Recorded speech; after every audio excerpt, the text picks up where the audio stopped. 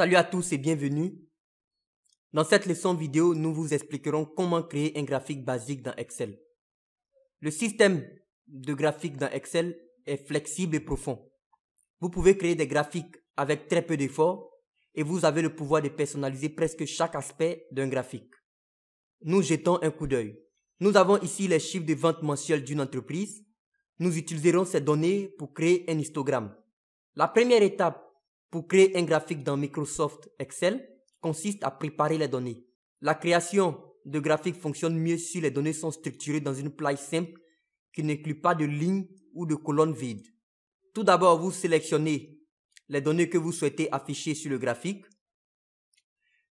Si vos données incluent des totaux, ne les incluez pas dans la sélection.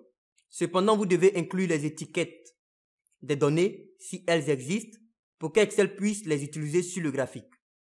Vous cliquez ensuite sur l'onglet Insertion du ruban et au niveau de la section Graphique, vous cliquez sur cette icône où c'est marqué Insérer un histogramme et vous avez une liste de styles catégorisés. Vous avez la catégorie 2D et la catégorie 3D.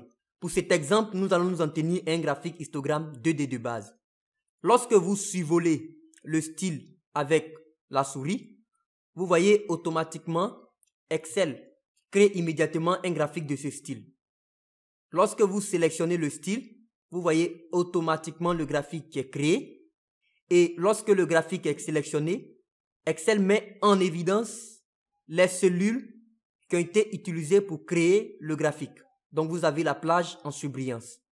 Vous pouvez utiliser les poignées pour contrôler la plage des données à tracer. Par exemple, nous pourrions limiter le graphique à afficher seulement les données des 3 premiers mois. Pour cela, vous sélectionnez la poignée et vous glissez tout en partant en haut et vous sélectionnez les 3 premiers mois. Vous voyez automatiquement le graphique s'adapte. De même, je peux simplement afficher les 3 derniers mois. Pour cela, je sélectionne la plage en surbrillance, les poignées et je descends pour sélectionner les 3 premiers mois. Et vous voyez automatiquement le graphique s'adapte en fonction de la plage. De même, nous pouvons sélectionner les 6 premiers mois avec la poignée où je déplace et je sélectionne les 6 premiers mois. Donc nous sélectionnons les 6 derniers mois et nous déplaçons vers le haut pour supprimer le vide.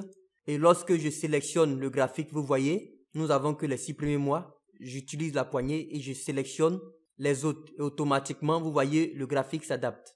Notez également qu'Excel identifiera chaque élément du graphique lorsque vous le survolez avec votre souris. C'est un bon moyen d'apprendre la terminologie des graphiques dans Excel. Nous pouvons voir le titre du graphique, nous pouvons voir la zone de traçage, nous pouvons voir l'axe vertical, nous pouvons voir l'axe horizontal et lorsque nous survolons une barre, nous voyons les valeurs que cette barre représente. Les graphiques dans Excel sont entièrement dynamiques. Toute modification des données de la plage impacte automatiquement le graphique. Vous voyez, le graphique s'adapte. Merci et restez connectés.